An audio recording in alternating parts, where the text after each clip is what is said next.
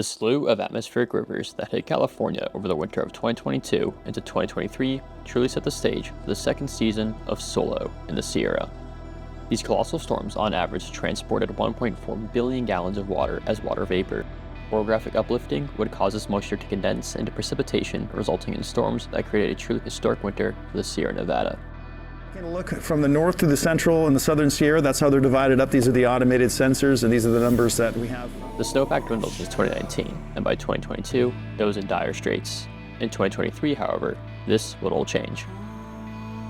This golden opportunity of a winter was not wasted, as my good friend Connor taught me how to ski.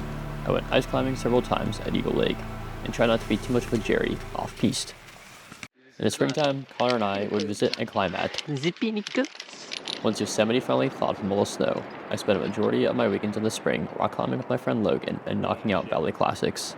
With the summer fast approaching, I would begin planning my next trip to the High Sierra. For my first trip of the season, I wanted to fulfill an alpine solo fever dream of mine, backpack through the High Sierra and summit Mount Whitney in a single trip like my father did many years ago. I would scour the internet for blogs about a route from Horseshoe Meadow to Whitney Portal. The historic snowpack would only increase the difficulty of this already ambitious plan, but I was up for the challenge. I began piecing together my own route from what I read online. I created two routes, one through higher elevation as my primary and the other along the Pacific Crest Trail as my alternate. Both started at Horseshoe Meadow, with the terminus as Whitney Portal. Along the way, I planned on summiting at least Mount Langley and Mount Whitney, with Mount Russell and Mount Muir as bonuses if the snow and weather conditions appeared favorable. The record winter meant that snow would start at roughly 10,000 feet and cover over 85% of either route. The primary route in red totaled 36 miles with nearly 13,000 feet of elevation gain. This route would traverse Minor Basin at roughly 12,000 feet, proceed over Crab Jeep Pass, then involve a steep ascent up and glissade down Mount Hitchcock's East Ridge. Afterwards, I would ascend to Guitar Lake, then follow Whitney Creek to the 14er Mount Russell. I would climb Mount Russell via the Class 4 South Face, then ascend over the connecting ridge to Iceberg Lake. For the grand finale, I would solo climb the Mountaineers route on Mount Whitney. The alternate route in blue would involve more distance, roughly 43 miles, but less elevation gain, only 11,000 feet. After Mount Langley, I would turn climbers left at Soldier Lake to meet up with the Pacific Crest Trail near Rock Creek. I would follow the PCT until Crabtree Meadow, where I would turn climbers right to follow the JMT. I would pass by Guitar Lake and then take the numerous switchbacks up to Trail Crest. I would then turn climbers left towards the summit of Mount Whitney.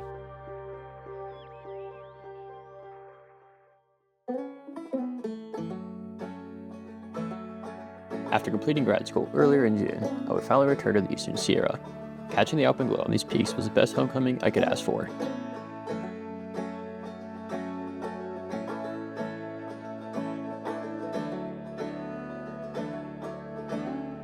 After driving back down to Lopine to grab some hotcakes from McDonald's, I would drive back up to Whitney Portal. 55 miles, thunder cracking.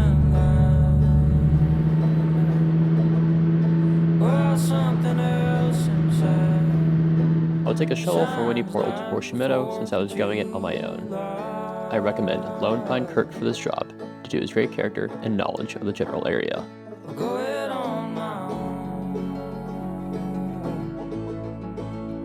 Well, just had Lone Pine Kurt drive me up. Really appreciated picking me up today and had a really good conversation. So, got my pack on me, it's about 50 pounds, snowshoes, double ice axes for Whitney, Muir, and Russell. And yeah, really looking forward to this trip. So the objective tonight is to get to Upper Cottonwood Lakes at the base of Langley, make a base camp there, and start up the 14er journey tomorrow. All right, so we just got to the Cottonwood Lakes trailhead a little bit ago. I'm gonna start going up this trail. So far, it's got some like snowy spots here, not too bad, but imagine as I get higher and higher up, more snow will be on the trail, which is why I brought snowshoes. The meadow was completely buried in snow, which might have buried my plans if I had to pop on the snowshoes this early in the game. Thankfully, however, the snow would not entirely cover the trail until the Cottonwood Lakes.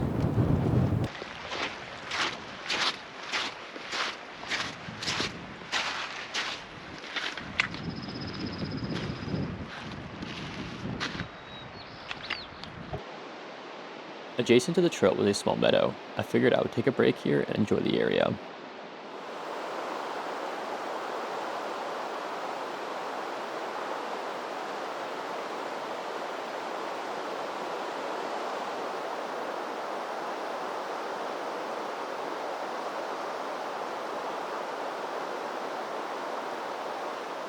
My ration snacks were gone too soon, and I decided it was time to continue on the trail.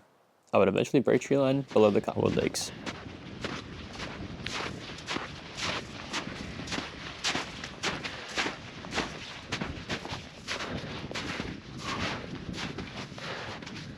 Woo!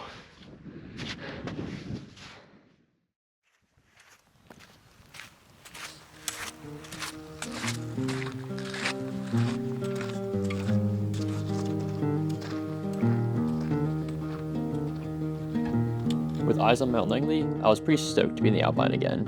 The approach to the Cottonwood Lakes was difficult and slowed by the snow, but these views made that fact irrelevant. One night to be confused. This is the unnamed lake behind me. We had a Over there is where I came from, that tree line.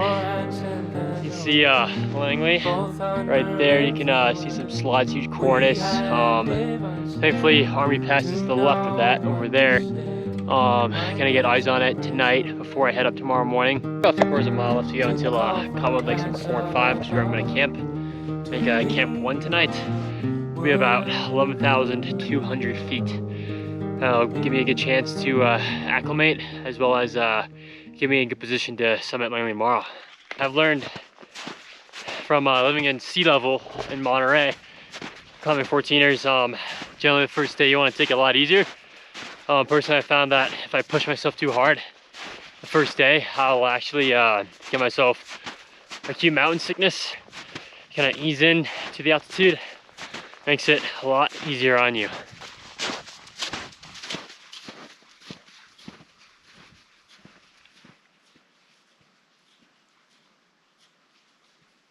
I continued to ascend towards my first camp, which is located below Old Army Pass at Cottonwood Lake number 4. This camp location at 11,200 feet would provide a vantage point to assess the conditions of Old Army Pass.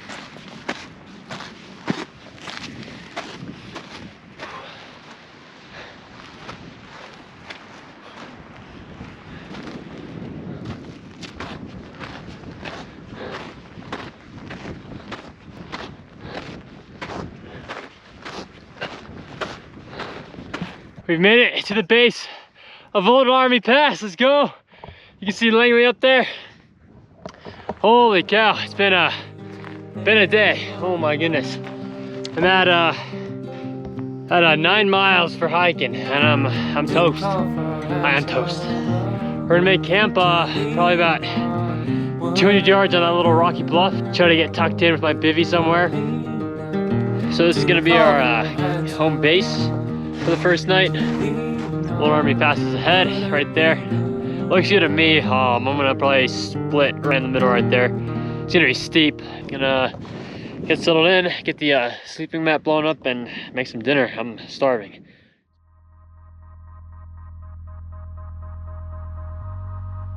As the sun set on Old Army Pass, I studied the terrain and made a plan to defeat this first boss. The Ash Hill Trail lies a kilometers left between the two cliff lines. Considering mudslide avalanche potential and the cliffs, I opted to avoid this terrain and instead climb the steep couloir in the middle. The couloir averaged 40 degrees due to the snow, even though for planning it indicated only 30 degrees. From Horseshoe Meadow to Camp 1 at the Cottonwood Lakes, the path I actually hiked indicated in green, totaled 8.6 miles and 1,600 feet of elevation gain. It was a good start, and tomorrow was a big day with Old Army Pass.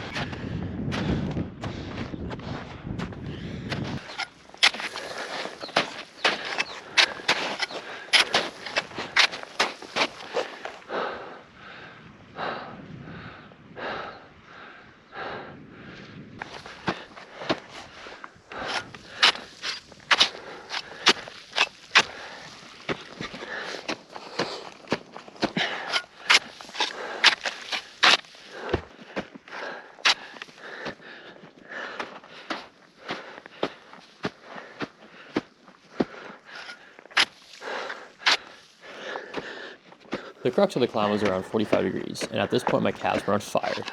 Once past the crux, however, I realized that the rest of the route was now unlocked. I could finally live out my fever dream, alone in the mountains.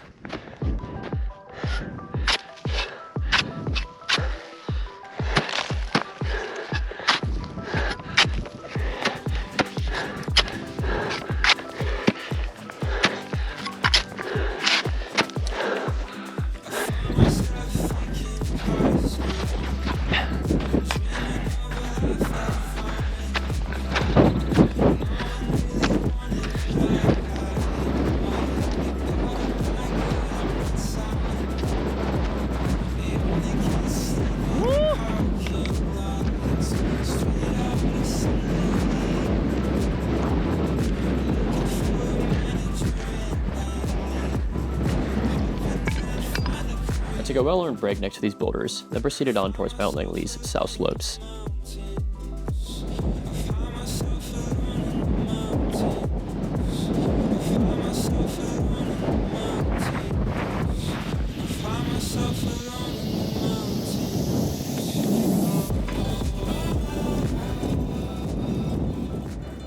I must say, a pretty stiff breeze had filled in from the west by now. Thankfully, it was only transient nature and it lasted about an hour.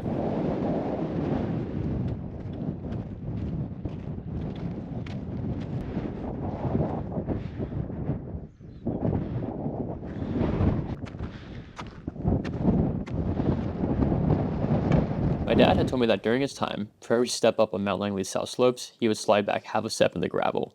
Good thing I was on snow with crampons most of the way. If I had to suffer from the slopes like my dad, I would have been absolutely cooked.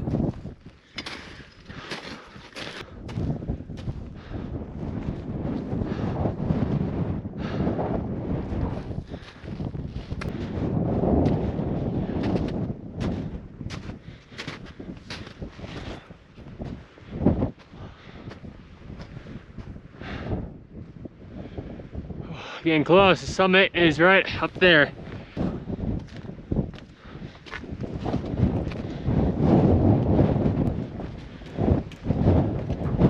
Woo! Let's go! Woohoo!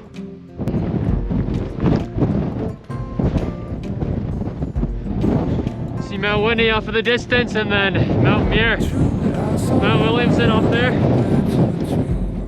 Woo!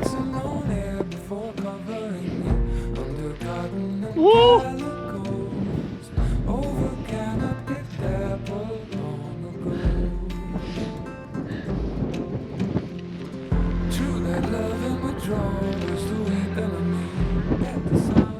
From the top of Mount Langley, I had a phenomenal view towards the north and now can make a decision on what route to take. The amount of snow in Minor Basin and the fact that all the lakes were frozen dissuaded me from my primary route. I did not want to use a decent portion of my fuel to melt snow from water. Thus, I would take the PCT detour towards Mount Whitney. I would ascend Mount Langley by more or less retracing my steps. I was a little sad that Minor Basin did not work out, but I'd always wanted to backpack on the PCT as well, so now was my chance. I would pick up my stash gear and then go straight down into a valley that was an absolute gem.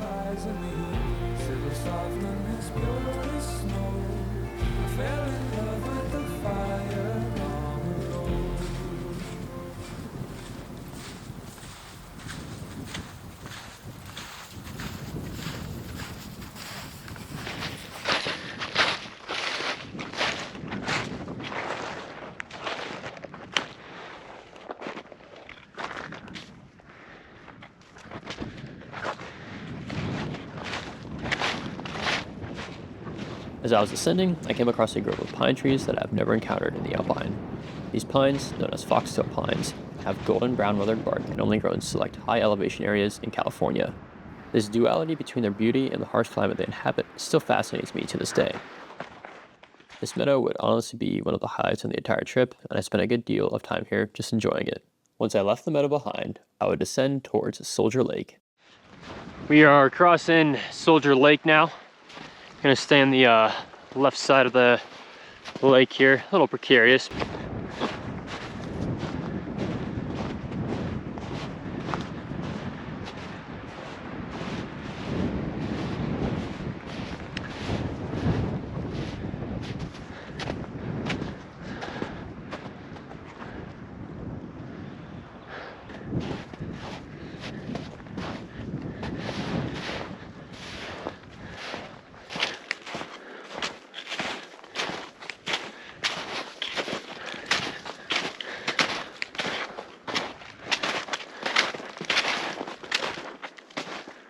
The majority of the backcountry was still covered in snow.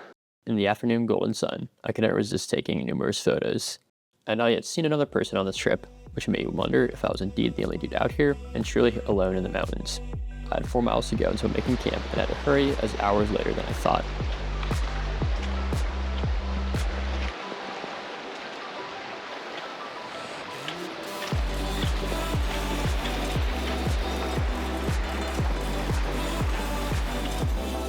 The record snowpack had resulted in a torrent of runoff that had taken out the majority of water crossings or bridges across Rock Creek. After numerous field crossing attempts left me tweaking, I eventually found my way to the south side of the creek where Rock Creek camp and other humans were located.